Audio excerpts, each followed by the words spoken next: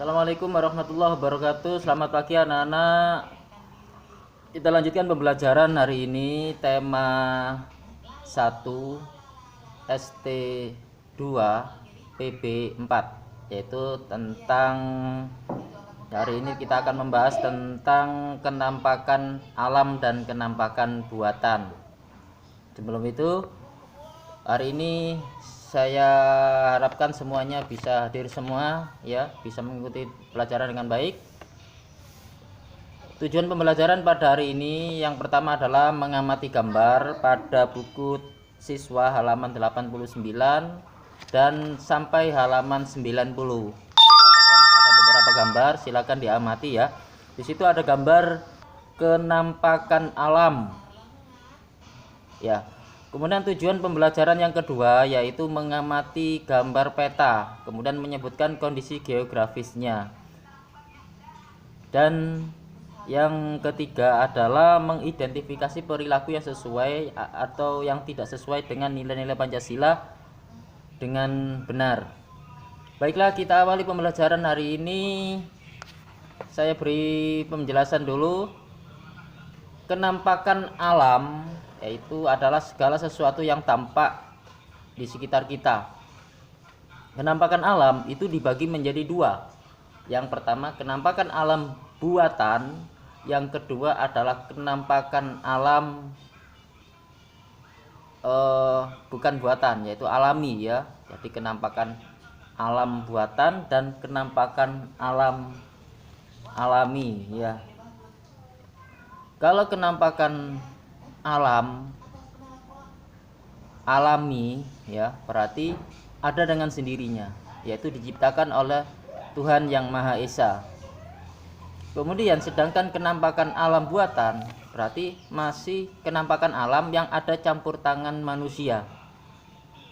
Contoh dari kenampakan alam misalnya ada gunung, ada sungai, pantai, laut, bukit dan sebagainya, itu termasuk kenampakan alam. Kemudian kan ada kenampakan alam yang buatan, yaitu misalnya gedung, kemudian bendungan, kemudian sekolah, jalan raya, jembatan, itu termasuk kenampakan alam buatan. Nah, anak-anak perlu diketahui bahwasannya Indonesia ini kaya sekali dengan kenampakan alam yang banyak potensinya. Ya, contoh misalnya kalian ya amati pada buku halaman 89 ya, di situ ada gambar tentang kenampakan alam. Kalian lihat di situ, kalian pelajari. Setelah itu kalian cari, beri silang mana yang merupakan kenampakan buatan. Perlu diingat, kalau kenampakan buatan masih ada campur tangan manusia. Sedangkan yang alam, yang alami ada dengan sendirinya, yaitu diciptakan oleh Tuhan yang Maha Esa. Selanjutnya anak-anak ya, kita lanjutkan. Kenampakan alam juga mempengaruhi kegiatan ekonomi masyarakat. Misalnya di dataran rendah, misalnya kalau kita Gambir Kuning ini berada di dataran rendah ya, kebanyakan penduduknya bermata pencaharian sebagai petani, peternak, itu untuk di daerah pedesaannya. Sedangkan di daerah perkotaannya bisa menjadi karyawan pabrik. Misalnya sekolah kita dekat dengan pabrik Mayora ya, jadi kebanyakan bekerja di pabrik tersebut. Tetapi kalau yang di desa kebanyakan adalah sebagai petani, yang di pinggir pantai sebagai nelayan mencari ikan ya. Kemudian kalau di dataran tinggi biasanya pekerjaannya adalah sebagai perkebun, tukang kebun ya. Ada yang nanam sayur-sayuran, nanam buah-buahan dan sebagainya. Untuk di daerah perkotaannya yang di dataran tinggi sama, biasanya kerjanya juga di pabrik, di industri ya.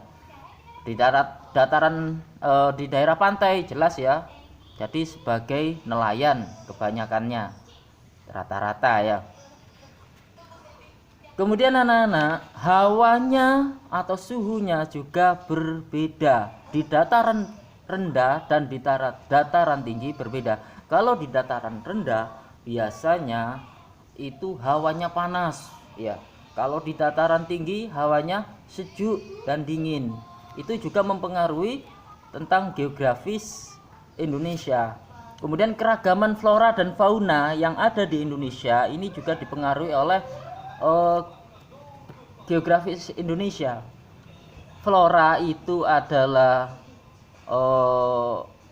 pepohonan atau tumbuhan, sedangkan fauna adalah jenis-jenis hewan, berbagai macam hewan. Kalau di dataran tinggi kebanyakan misalnya floranya atau tumbuhannya banyak, ada pohon pinus, pohon jati dan sebagainya, dan fungsinya bermacam-macam. Dari flora tersebut, tumbuhan misalnya pinus atau kayu jati dan sebagainya itu bisa dimanfaatkan untuk kegiatan kerajinan, misalnya furnitur, ya, atau dibuat kursi, meja, lemari, dan dimanfaatkan untuk membuat rumah dan sebagainya.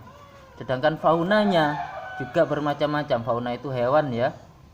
Kalau di dataran rendah, kalau di daerah kita banyak ayam, kambing, sapi dan sebagainya.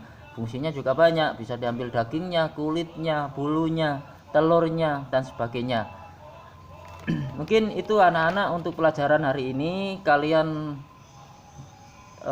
kerjakan, ada beberapa soal yang kalian kerjakan nanti, ya, di buku.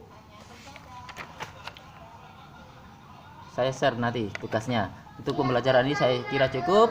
Saya akhiri. Wassalamualaikum warahmatullahi wabarakatuh.